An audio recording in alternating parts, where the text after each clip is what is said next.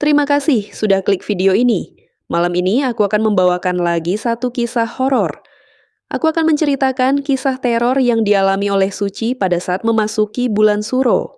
Masalahnya di sini, gangguan itu tidak cuma terjadi satu hari saja, tapi selama berhari-hari dari awal memasuki bulan Suro, sampai bulan Suro ini mau selesai, 1 bulan penuh.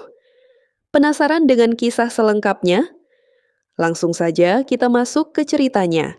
Kisah yang aku bawakan malam ini dikirim oleh teman kita yang bernama Suci dari Jawa Tengah. Suci ini adalah anak bungsu dari 2 bersaudara. Ayahnya bernama Pak Joko, ibunya Bu Nana, sedangkan kakaknya bernama Mbak Ayu. Pak Joko merupakan seseorang yang dihormati atau dituakan di desa tempat mereka tinggal karena memiliki kemampuan untuk mengatasi gangguan terkait hal-hal mistis. Bisa dibilang ayahnya Suci ini orang pintar. Pernah ada kejadian di mana Pak Joko diminta membantu salah satu tetangga yang kesulitan menemui ajalnya. Setelah melihat keadaan si tetangga, Pak Joko langsung menyadari kalau orang tersebut sulit meninggal karena memakai susuk di dalam tubuhnya. Pak Joko akhirnya membantu melepaskan susuk tersebut dan 15 menit kemudian, tetangga itu pun meninggal dunia dengan tenang. Berkat kejadian itu, Pak Joko semakin disegani di desanya. Meskipun dekat dengan hal-hal berbau mistis, Pak Joko dan keluarganya tidak pernah mengalami gangguan mistis yang berarti.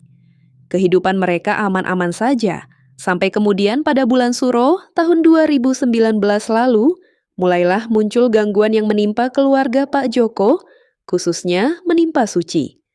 Pada suatu malam, Suci dan keluarganya sedang bersantai di ruang tamu sambil menikmati hujan. Tiba-tiba mereka dikejutkan dengan suara petir dan kilatan cahaya yang menyambar-nyambar. Bu Nana merasa tidak enak hati dan takut terjadi sesuatu. Tepat setelah itu, listrik di rumah mereka mati total. Suasana menjadi gelap gulita. Tiba-tiba Pak Joko berteriak, "Suci, awas sana kamu lari ke ibu." Suci panik dan belum sempat dia menjawab, terdengar suara ledakan yang sangat kencang dari balik tembok tempat mereka duduk. Suaranya seperti bom, tapi tidak ada bangunan yang runtuh. Pak Joko hanya diam sambil berkomat-kamit membaca doa. Dia memerintahkan semua orang masuk ke kamar masing-masing dan melarang mereka mengecek keluar hingga pagi tiba. Besok paginya, mereka mengecek sumber ledakan tersebut. Anehnya, tidak ditemukan bekas sambaran petir atau sesuatu yang terbakar. Hanya saja, rak sepatu di luar rumah sudah berantakan. Pak Joko bergumam bahwa sepertinya ada yang sengaja mengirimkan sesuatu untuk mencelakakan keluarga mereka. 3 hari setelah kejadian itu, Suci terserang sakit kepala yang hebat hingga sulit beraktivitas. Dokter mengatakan dia hanya kecapekan, tapi kondisinya justru makin memburuk, terutama saat maghrib hingga subuh. Suci juga sering mengalami mimisan secara tiba-tiba. Hingga suatu malam, Suci jatuh pingsan. Saat sadar, dia sudah dikelilingi keluarganya. Ternyata sebelum pingsan, Suci sempat kesurupan. Mbak Ayu bercerita bahwa sebelum pingsan, Suci berdiri diam di depan pintu kamar dengan mata yang berubah menjadi hitam legam.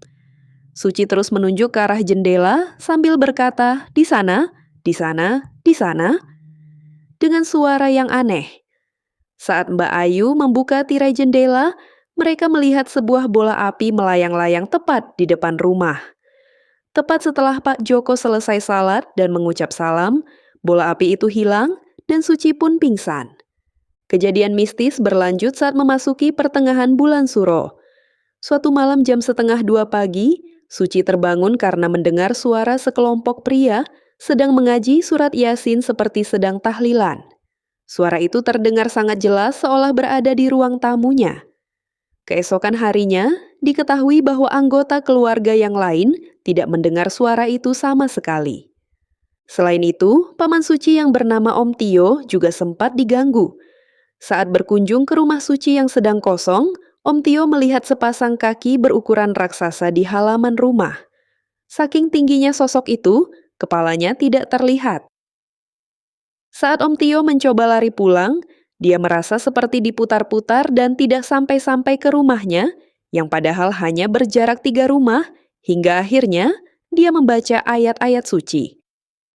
Puncak teror terjadi saat jam 2 malam.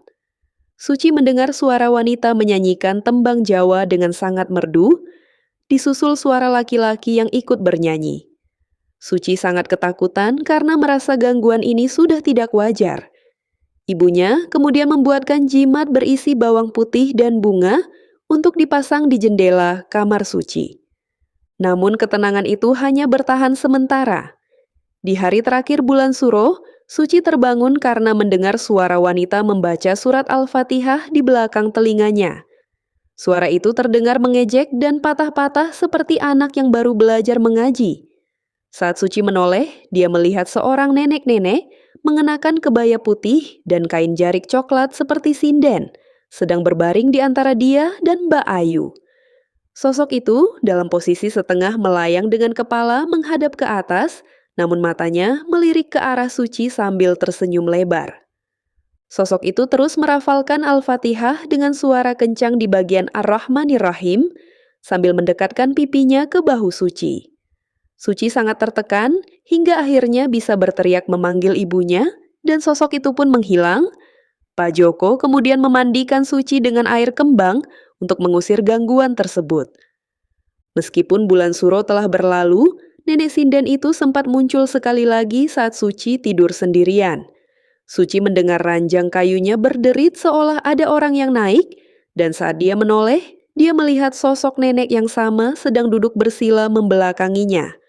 Suci kembali berteriak, dan Pak Joko melakukan ritual mandi kembang untuk kedua kalinya setelah melaksanakan salat malam.